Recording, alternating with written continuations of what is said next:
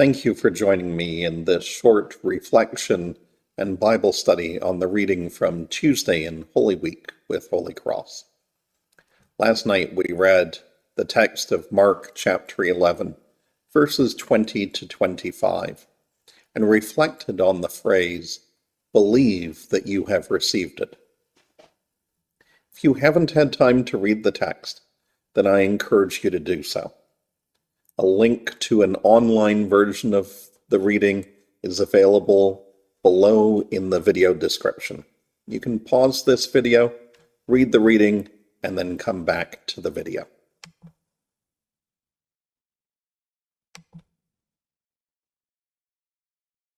If you don't have time to read the reading, that's okay. I will give you a quick summary of the reading. The day after Jesus had gone into the temple and drove out those who were buying and selling and overturned the tables, he made a claim that the house of prayer had become a day of robbers. Our reading that we're talking about is the one for the next day. And the disciples noticed that the fig tree that Jesus cursed the day before has completely died.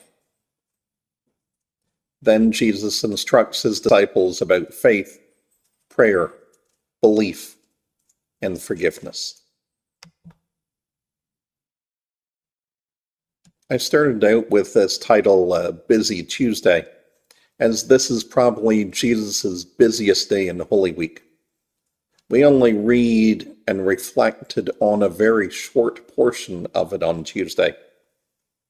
However, the entire day in the scriptures stretches almost 3 full chapters of Mark, and we're given some really important teachings in it, such as the parable of the wicked tenants, the question about paying taxes, the first commandment, the widow's offering, and the destruction of the temple is foretold. So why only read this little section? Well, one simple answer is practicality. If we read all of those stories, how would we ever pick one thing to reflect on? There is another answer, though.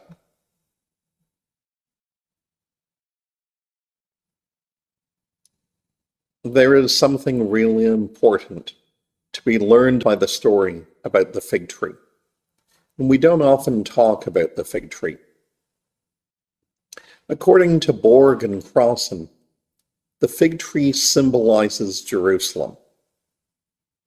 And looking back at the temple as the place where the perpetrators of injustice sought refuge, the fruits that should have been borne by Jerusalem had dried up. God's people in worship were not free to love God above all else. They had to be concerned about their Roman rulers above them. They had to be concerned simply for their own survival.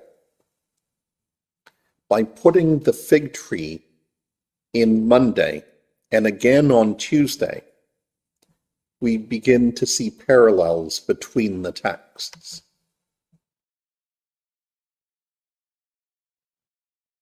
Jesus talks about the mountain being taken up and thrown into the sea.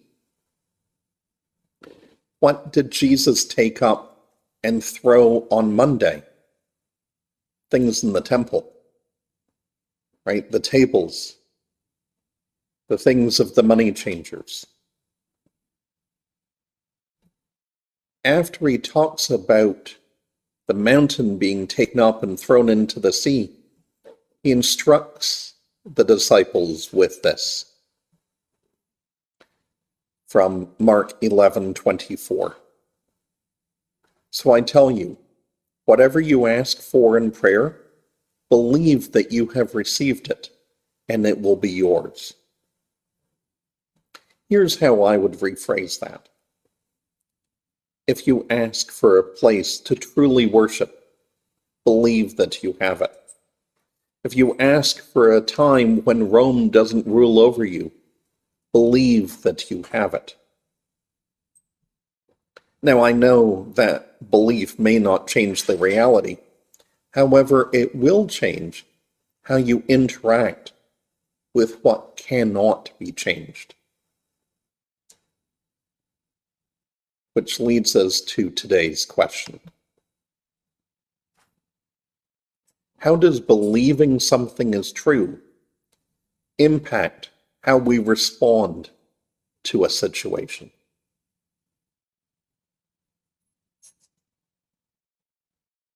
Thank you for joining me again today. And if you'd like to send me your thoughts, please do email me. I'd appreciate reading them. Peace and blessings to you and those you love.